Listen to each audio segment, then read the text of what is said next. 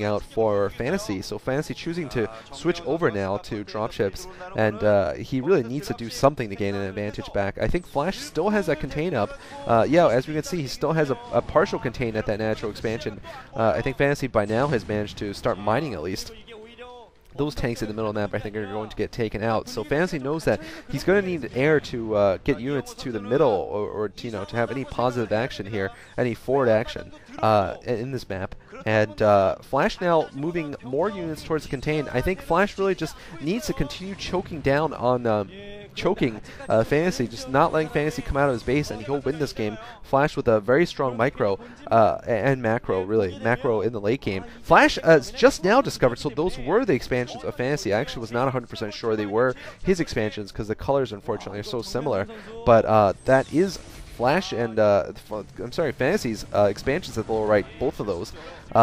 Fantasy with his first dropship. Nice drop there, breaking the contain actually. Flash does not have any units left at that contain position, so Flash being forced back a little bit. And actually Fantasy might not be as far behind as I thought, because unfortunately I didn't take into account that both of those expansions were his. I actually thought that those were, one of them was Flash's, and that Fantasy only had expansion to the upper right. I was wrong about that, sorry. Like I said, the minimap colors are just too similar.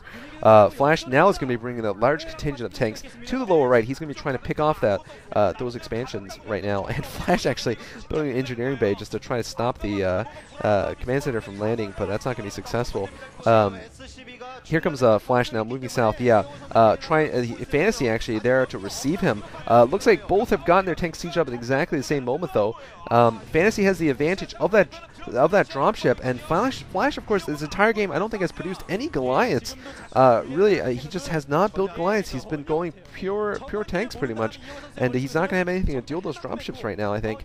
So he could be in a bit of trouble. Fantasy actually somehow managed to transfer SCVs over there to the lower right, and now Flash has actually built a supply depot at the upper right to prevent Fantasy from expanding there temporarily. Nice work there by Fantasy, but I think the momentum is swinging back to Fantasy's side. Flash really is in a bit of an economic problem here, because he really, I mean, Fantasy is almost expanding like a Zerg here, letting his expansions go down, and then picking up more. And Flash now faced again with a drop once again, this time managing to pick off the tanks rather easily. He's got more tanks coming towards the lower right, and of course it's imperative for Flash to pick off those expansions and prevent Fantasy from getting that edge. Flash in the middle of the map once again, and Fantasy trying to take the middle. So actually, I'm going to break my rule a little bit, since a lot of people have been asking what happened to CholeraSC Puzzlers.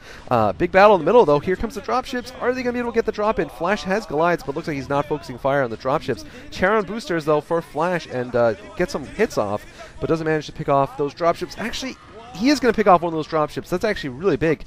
Late game Terran versus Terran is all about dropship count, especially if you're Fantasy, and Fantasy has fewer tanks. But anyway, what happened to CholeraSC Puzzler? As you guys may recall, my last question, puzzler number 3, was how exactly does Science Vessel's Irradiate spell work? And I got some amazing answers from that. I think, in general, the most quote-unquote correct answers, the ones that make the most sense, are probably that a Science Vessel shoots some kind of radioactive canister or missile into the target, and it's a canister of radioactive material that will irradiate the target rather slowly and irradiate everything around it. But that is not necessarily the most satisfying answer. Now, scientifically, really, it doesn't matter if you irradiate something with gamma rays. It won't become radioactive unless you hit it with some very high amount of energy, which will pretty much disintegrate it and cause a chain reaction inside of its matter, basically. Or not chain reaction, but to cause it to start becoming radioactive itself, and that certainly will not allow you to run around for a while like an Ultralisk will. You will basically just disintegrate under so much energy, so that cannot work. And Flash now once again trying to pick up that expansion actually at the lower right, and once again requiring his SCVs to pick off the tanks. Really close battle here, I have to say. And the other answer I really like, though, was that someone said the Irradiate spell is actually the Science Vessel putting some kind of a mutation, some quick mutating virus into the organism. It's casted on and making them create poisonous gas, like poisonous farts around its body, and that's what actually poisons the units around it. I thought that was cute. Another person actually said pretty much the same thing. It's but it's some kind of mutation that causes the creature to become radioactive itself, which really unfortunately doesn't make sense. You would really need a nuclear power plant mutation, I guess, to to be able to become radioactive like that. Anyway, though, Flash once again trying to pick off expansions. He's got tanks at the upper left. Flash at 4 bases total, Fantasy at 4 bases total. Both have done significant amounts of harassment to each other, so I really can't say who's ahead. Fantasy moving towards Flash's base. As you can see, this long games here, especially Tyrant versus Tyrant, are exhausting. You certainly have to be focusing on many different aspects and many different parts of the map at all given times. Flash once again might be setting up for a drop at the lower right side. Fantasy now has some position on Flash's ramp now. This is the same position Flash was in, and those dropships, are they loaded? No, it looks like they weren't loaded. That was a great opportunity for Fantasy to drop over those sieged up tanks. In Tyrant versus Tyrant, the reason why you get dropships is because sieged up tanks are so vulnerable to units being dropped on them. Even if there's enough tanks that they can hit each other and sort of clean each other off, I guess in the process of doing that they'll kill each other, obviously, from the splash. And otherwise they have to, all unsieged up, and that takes, that precious 3 seconds. And here come the drops. This is what I meant. Good work there, Fantasy. Show them what I mean. And actually, looks like Flash killed all those tanks there. I guess they weren't at full health, or maybe Flash just had too many tanks around there. Fantasy actually going for another attack at Flash's expansion. Flash is in a little bit of trouble here. Once again, forced to pull his SCVs, and actually an SCV battle in the middle here.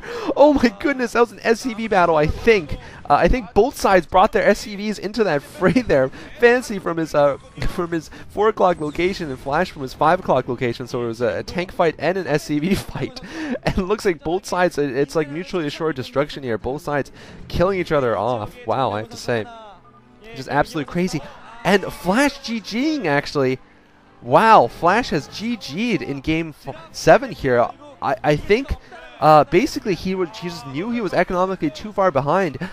He had lost most of his tanks in his front, but certainly that... Wow, that surprised me. I did not expect that to happen. I guess he knew that Fantasy still had one more base on top of him, and I guess he was completely dry in his main. He was depending on that expansion at the lower right. Still, though, surprising that GG occurred so quickly. I guess big props to Fantasy for winning against Flash, and not a great day to be Flash, unfortunately. Once again, I come to wonder whether KTF plays him too much, but unfortunately for Flash, he loses Game 7. There is, of course, the next day of the rival match, which will be played later on today, actually, which is Sunday in Korea, but... Flash might get a chance to redeem himself, or maybe he'll just sit it out. Unfortunately, Flash didn't play poorly last game. It's just Fantasy played a rock-solid game. And while I was trying to explain all the technical stuff, he actually just pwned Flash by switching the dropships first. I think that was actually pretty critical, and also just expanding much more than Flash did. Wow, I am surprised though. KTF Reach, on the other hand, might be playing tomorrow also, and if there are any Reach games, I promise to be casting them. So Flash losing twice in this today's games, but you really can't win every one of them.